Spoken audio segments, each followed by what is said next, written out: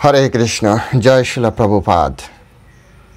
আজ আমরা আলোচনা করতে যাচ্ছি ভক্তের দুঃখ কি ভগবান অনুভব করেন।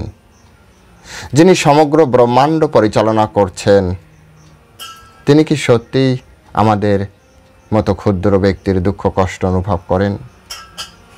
প্রশ্ন হচ্ছে, দুঃখ যদি অনুভব নাই বা করেন, নাই বা শুনতে পান, তাহলে প্রহ্লাদ মহারাজকে তিনি কিভাবে রক্ষা করেছিলেন, কেন রক্ষা করেছিলেন? আসুন শাস্ত্রের ভাষায় এই বিষয়গুলি গভীরভাবে বোঝার চেষ্টা করি যে সত্যিই ভগবান আমাদের দুঃখকে অনুভব করতে পারেন কি না। ভগবদ গীতায় ভগবান স্পষ্ট করে বলেছেন, সম অহম সর্বভূতেষু ন মে দেশ অস্তি না প্রিয়। ভগবান বললেন, আমি সকলের প্রতি সমান দৃষ্টি সম্পন্ন, নিউট্রাল পজিশন, এবং ন মে দেশ অস্তি, আমার কারো প্রতি দেশও নেই, না প্রিয়, কেউ আমার প্রিয়ও নয়। তাহলে এখানে অনুভবের বিষয় তো আসছেই না। সবাই সবার মতো করে সবাইকেই ভগবান সমানভাবে দেখছেন। কিন্তু পরের লাইনে পরমেশ্বর ভগবান স্পষ্ট করে নবম অধ্যায়ের 29 নম্বর শ্লোকের কথা বলছি। যদি কারো কাছে গীতা থাকে, বের করে পড়তে পারেন। নবম অধ্যায়ের 29 নম্বর শ্লোকে পরমেশ্বর ভগবান দ্বিতীয় লাইনে বলছেন, যে ভজন্তি তু মাম ভক্তা ময়িতে তেষু চা অপি আহম। কিন্তু আগে বললেন, আমি সকলের প্রতি সমান দৃষ্টি সম্পন্ন। কিন্তু এখন পরমেশ্বর ভগবান বললেন, যারা ভক্তিপূর্বক আমাকে ভজনা করেন, তারা আমাতে অবস্থান করেন এবং আমিও তাদের মধ্যে অবস্থান করি।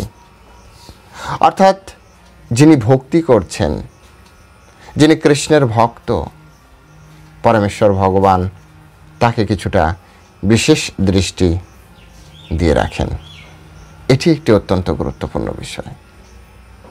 এটি অত্যন্ত হৃদয়ঙ্গম করার মতো একটি বিষয়।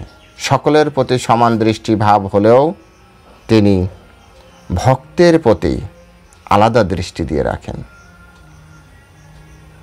তাই এটি আমাদেরকে বুঝতে হবে যে ভগবান আমাদেরকে কিভাবে দেখেন। ভগবান নিরপেক্ষ হলেও ভক্তের প্রতি বিশেষ অনুগ্রহ করেন। এটা সত্য যে ভগবান নিরপেক্ষ, কিন্তু ভক্তের প্রতি তিনি পক্ষপাতিত্ব করেন। অর্জুনের পক্ষ গ্রহণ করেছিলেন কারণ অর্জুন ভক্ত ছিল। দুর্যোধনের পক্ষ গ্রহণ করেননি কারণ দুর্যোধন কৃষ্ণের ভক্ত ছিল না। এটি অত্যন্ত গুরুত্বপূর্ণ। ভাবার্থ যদি বলা হয় যে দুঃখ পেলে ভগবান শুধু অনুভব করেন না, তিনি পদক্ষেপ নেন কিভাবে তার দুঃখকে মোচন করা যায়। আর এটিও আমি মুখে বলছি না, ভগবদ গীতায় স্বয়ং পরমেশ্বর ভগবান বলেছেন, পরিত্রাণায় সাধুনাম বিনাশায় চ দুষ্কৃতাম। আমি সাধুদের রক্ষা করি, পরিত্রাণ করি। তাহলে কে বলেছে যে ভগবান আমাদের দুঃখ কষ্ট অনুভব করে না? কে বলেছে যে উনি নীরব থাকে? যদি নীরব থাকে এই বোধ হয় ভক্তগণ, তাহলে নিজের ভিতরে একবার, নিজের অন্তরাত্মার ভিতরে গভীরে ডুব দিয়ে দেখতে হবে, যেভাবে ভগবানকে ডাকা উচিত ছিল সেইভাবে আমি ডেকেছি কি? সেইভাবে আমি তার চরণে আত্মসমর্পণ করেছি কি? নাকি আমার ডাকায় কপটতা ছিল, আমার আত্মসমর্পণে কপটতা ছিল?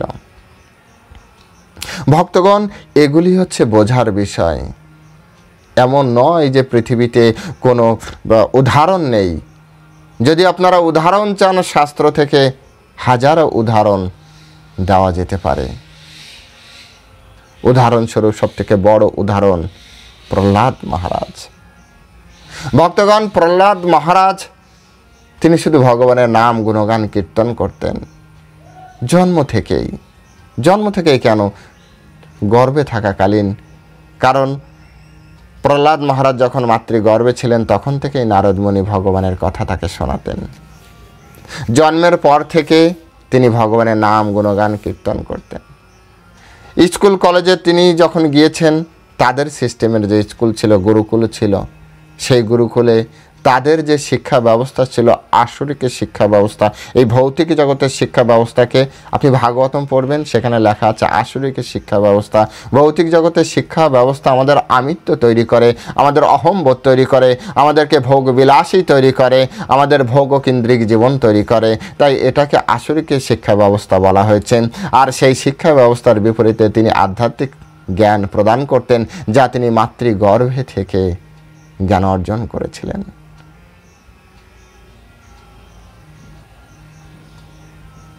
নারদ মুনির কাছ থেকে গর্ভে থাকা অবস্থায় তিনি এই জ্ঞান অর্জন করেছিলেন। ভক্তগণ, তিনি সেই জ্ঞানের মাধ্যমে তার বন্ধুদের শিক্ষা দিতেন, তার টিচারের সাথে ডিবেট করতেন।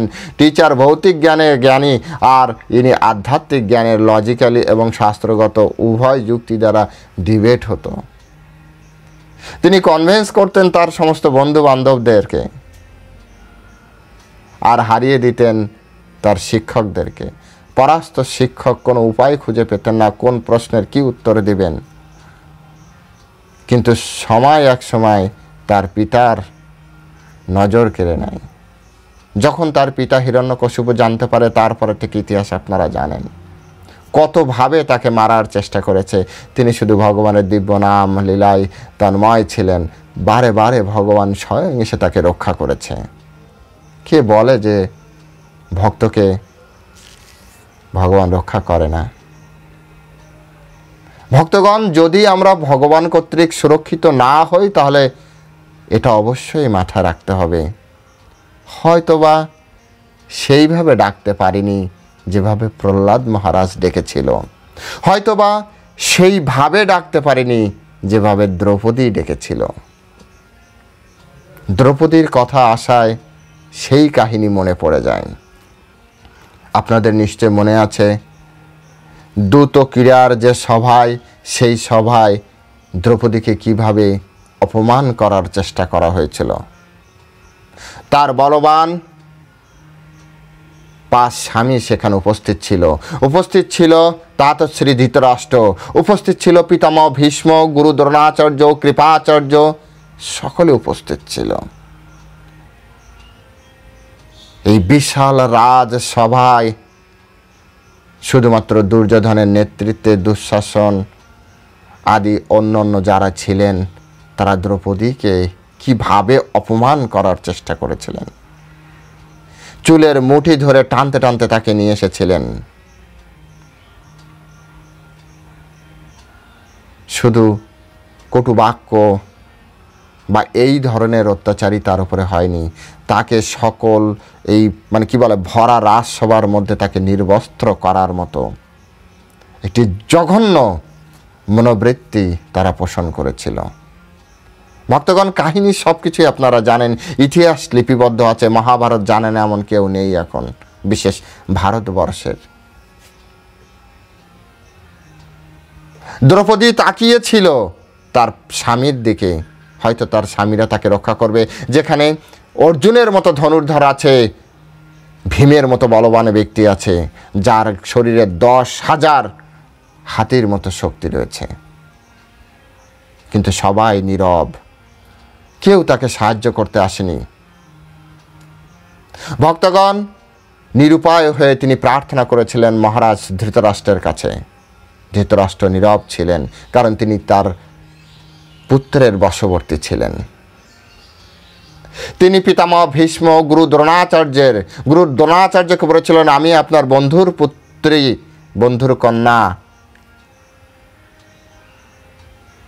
বন্ধুর কন্যা সমূহায় আপনার মতো পিতা, যার হাতে গান্ডীব থাকলে স্বয়ং পরমেশ্বর ভগবান আর গুরুদেব ছাড়া আপনাকে কেউ হারাতে পারবে না, এরকম ব্যক্তির সামনে আপনার কন্যাকে নির্বস্ত্র করার ষড়যন্ত্র করা হচ্ছে, দুরভিসন্ধি করা হচ্ছে, আপনি চুপচাপ আছেন।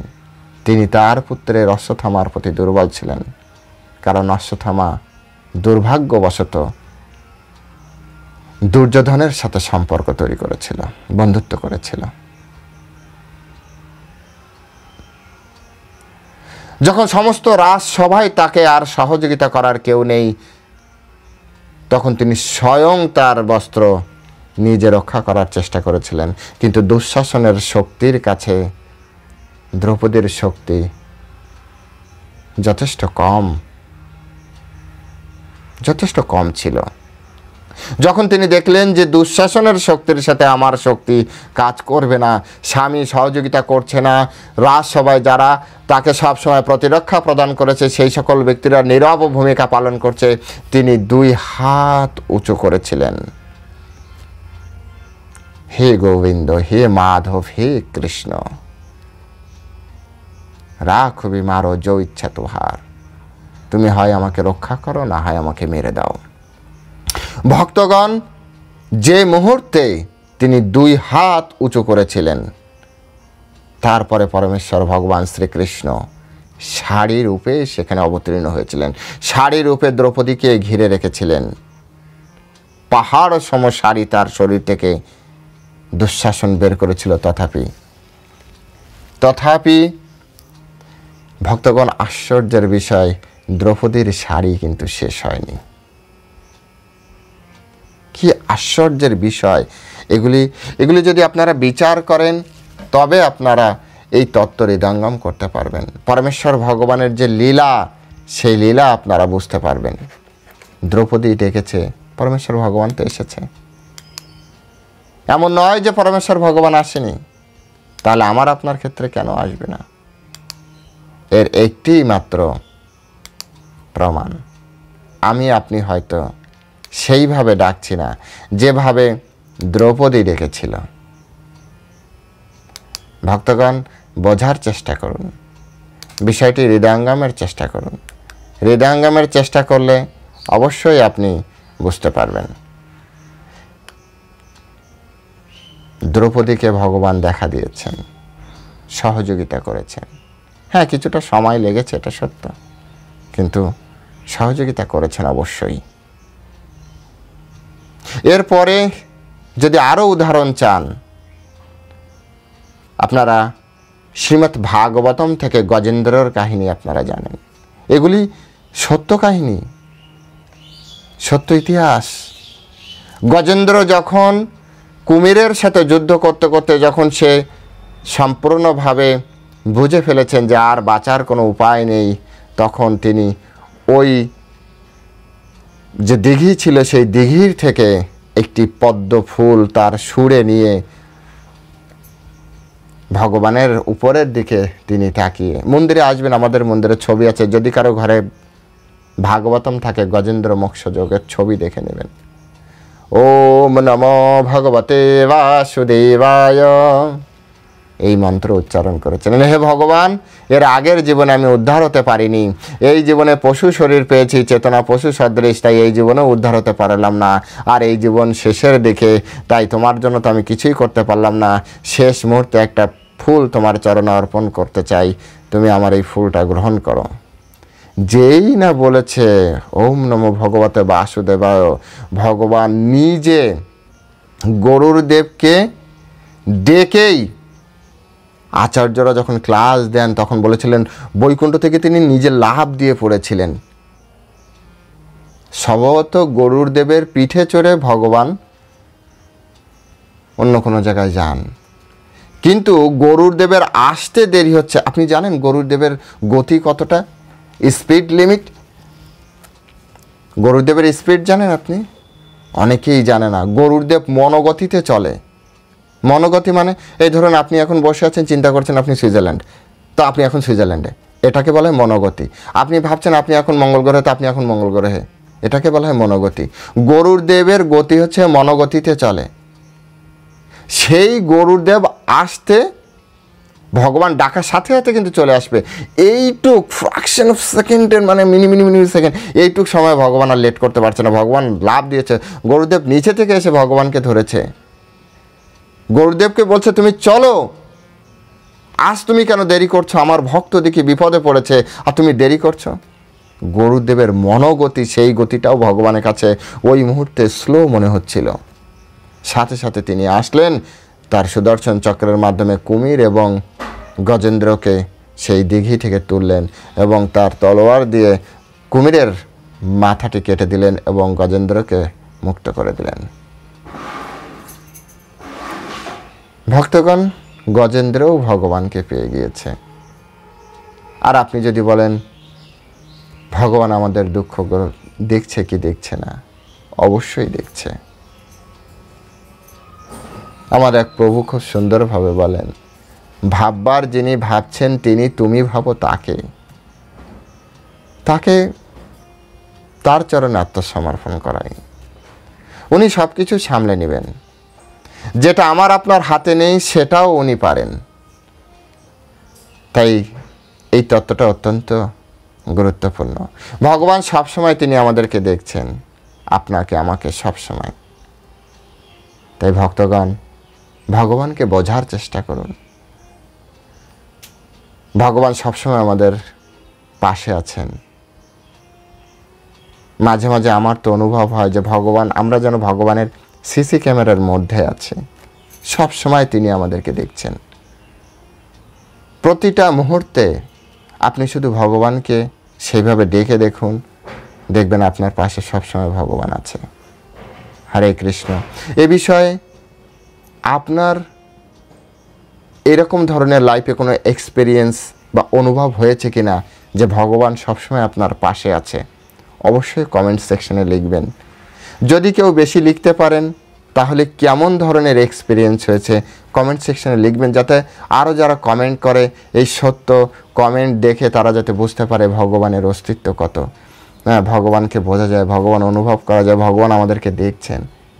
অনেকে বলে যে এইসব ঘটনা তো প্রভু অনেক আগের পুরাকালের, আপনার আমার জীবনে যা ঘটেছে সেটা লিখলে সাধারণ মানুষ বুঝতে পারবে। তাই অবশ্যই কমেন্ট সেকশনে লিখবেন আপনি আপনার সাথে ভগবানের সম্পর্ক কেমন আপনি অনুভব করেছেন। আজ এ পর্যন্তই ভক্তগণ, সকলে ভালো থাকবেন। হরে কৃষ্ণ। জয় শিল প্রভুপাদ কি জয়।